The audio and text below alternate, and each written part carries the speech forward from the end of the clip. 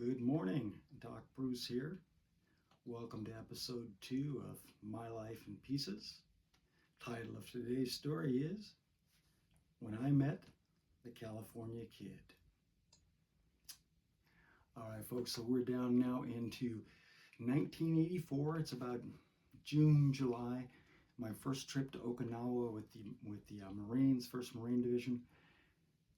And a friend of mine, good friend, actually, he did my training for my kickboxing fights, Richard Perez. He decided that I should try out this tournament, right, in Okinawa.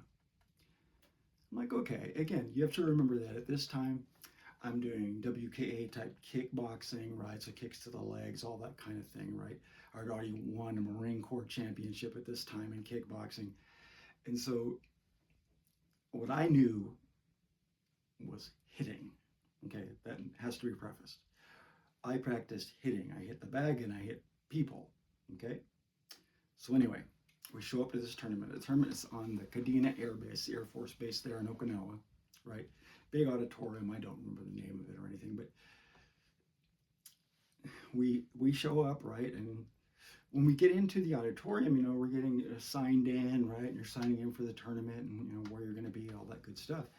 And it was I got in there and I saw immediately that the people were competing on the mat right now, which I think they had like 4 mats going, and they were playing tag. I had no idea this was point karate. Never practiced point karate, right?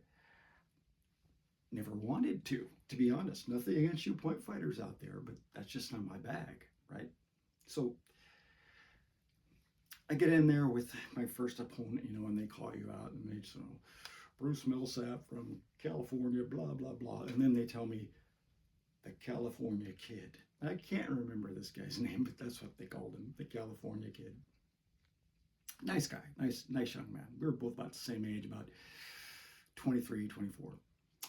And so we get out there, we bow in, all that good stuff, right? And we start the fight, right? And what I think is a fight. And so immediately, he pulls out some quick punch, right? And the referee's like, point. And I'm looking around like, but he didn't touch me. How's that a point? Right? So I don't argue it again, respect, all that good stuff, right? Make it ready for the next one, right? So I'm out there and I remember I was trying to make a jab and he came in with like a ridge hand to the side, right? Which if he would have continued, it would have hurt at the very least. But he didn't. He stopped right immediately. Point. So Rich, he calls timeout, right? Go over to talk to him, what's going on? And first thing I say is, why did you sign me up for a tournament like this? I said, this is tag.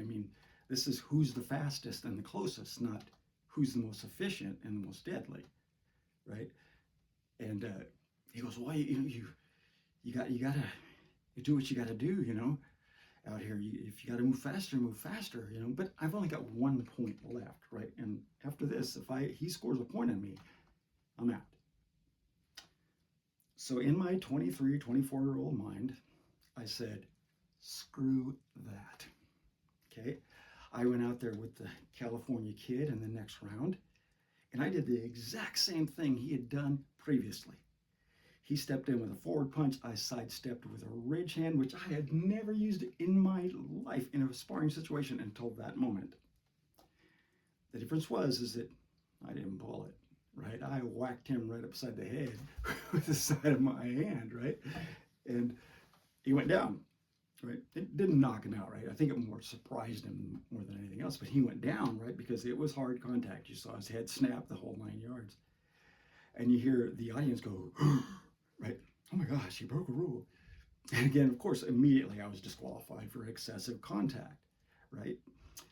And I didn't mind it at all. You know why? Because I would rather know that I can put my technique on target than be the California Kid. And all I can do is play tag. Have a great day, everybody. Hope you enjoyed this. Like, comment, subscribe, all that good YouTube stuff. And we will see you in the next part of my life in pieces.